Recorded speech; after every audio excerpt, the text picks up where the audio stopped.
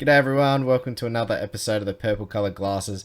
In this episode I'll be going through my tips for round 10 and how I think Freo will go against Collingwood. So let's get into the first game. We've got Carlton up against Sydney. I think both sides have been playing very well this year.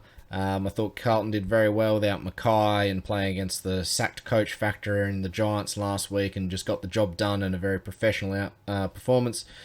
Sydney got to play against traffic cones in Essendon. It's a very hard game to call, 50-50 type of game, but I'll be going with the Blues in this one. Wouldn't be surprised if Sydney got up and won it, but I think they've just been a bit more professional this year. They've gotten over a few better sides than I think Sydney have, and I think they'll get the job done at home. Next game is Geelong up against Port Adelaide. I think Port have done really well to string 4 wins together and start to get a bit of respect back in the season after starting 0-5. But I think they're coming up against a Geelong team who will be a bit stung from losing to St Kilda, who are typically their bunnies, and they'll be bouncing back at GMHBA, I think, this week. Probably a loss Port would expect, even if they were playing quite well.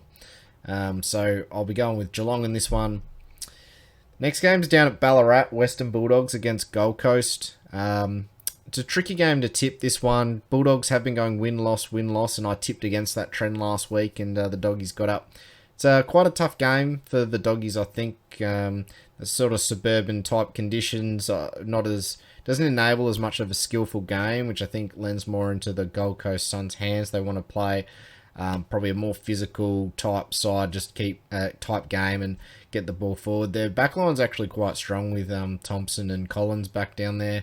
I don't think Bulldogs exactly have the forwards to necessarily threaten Gold Coast that much.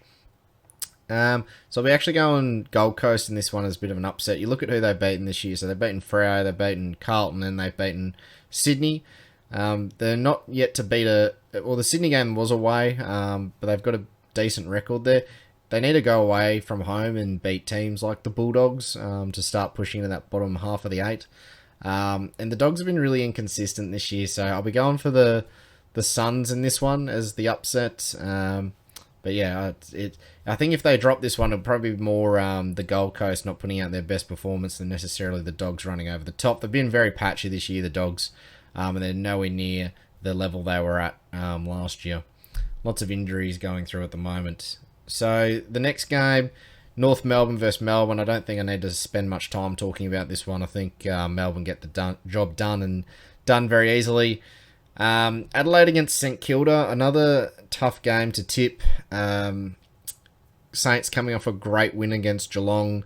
Adelaide were competitive for about a half against Brisbane and then fell away, or Brisbane probably ran over the top of them a bit. The class sort of separated them.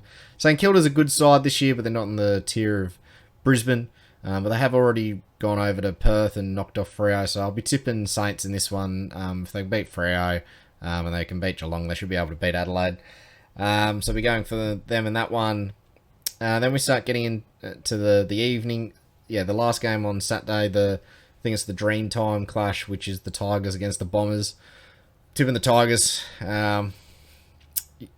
It's hard to even sort of argue for Essendon to have a bit of a bounce back factor. There's been so many weeks where they've had the torch shone on them, and then there's just been no real change in performance. So it's going to be very hard to tip Essendon unless they're playing like West Coast or North Melbourne. So we're going for the Tigers in that one. Then we get into the Sunday game. I've been burnt by GWS 2 weeks in a row when I thought they were a sniff in the upset game, and I've pretty much written them off and not going to tip them anymore was what was going on in my head. But then I saw they're playing West Coast this week, so we're tipping them against West Coast. But after that, I'll be reviewing my tips for the Giants, and if I ever tip them in an upset, I'm just going to go, no, they always let you down. Go back to the team they're playing. We then got Brisbane against Hawthorne. Hawthorne actually won this fixture last year down in Tassie. UTAS, which I think's in Hobart, that one. But I think the Lions won't repeat that mistake. They'll get the job done against the Hawks this week. And the final game, Freo up against Collingwood. So Collingwood had a bit of bout of flu or gastro or something going through the club over the last couple of weeks. They looked pretty flat against the Dogs last week. Pendlebury came out of the team. Sounds like he's back in the side, but Sidebottom and Crisp might be out, which are fairly decent outs for them.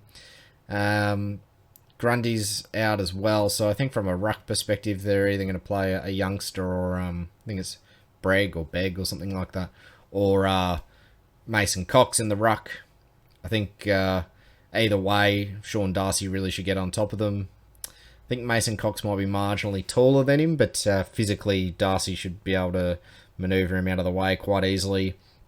I think a few of the boys will be stinging after last week and that performance against Gold Coast. We'll be looking to bounce back on the final game of the round. Pretty sure the boys will get up here by 4 to 6 goals. Their back line's been shown to be weak at stages, and it's hard to look at their forward line and see who's really going to cause us a lot of damage. You'd think even if Alex Pearce is out between Cox and Logue, they can look after Mychek and DeGoey if he floats forward. So I don't really see a lot of areas they can hurt us. Maybe around the middle of the ground. If they shark it off Darcy, they've still got guys like Adams and Pendlebury running around, but he's been more playing down half back. That's why I think Crisp is a big out for them. It's one of their older, more mature players. So they'll have a lot of youngsters running around Collingwood. And we know as a Freo fan that does catch up with you over the last couple of years when we played younger sides. So I think, Freo's just got a bit more maturity on the park across all lines. From an injury perspective, sounds like Tabs will come back, which will be great for our forward line structure. So Tracy probably goes out and Switkowski comes in. So probably Banfield comes out for him.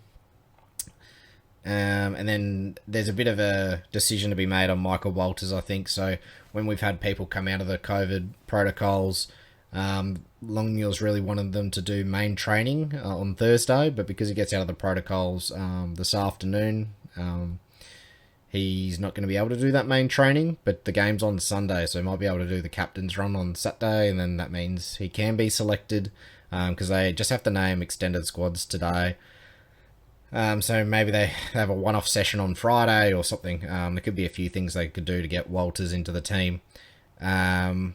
And I think that was it from an injury perspective. I think Luke Ryan was a bit sore and carrying something. Alex Pearce had ice on his ankle, but they reckon he'll pull through. So I don't think there'll be any sort of forced changes due to injury. We'll just see how we go. I'll be at the game. It should be a good game. Go Freo, and let me know who you're tipping this week. Leave me a like, a comment, and who do you think's the potential upset this week? I've gone with the Gold Coast. Be keen to know what you'll think. Thanks everyone. Catch you later.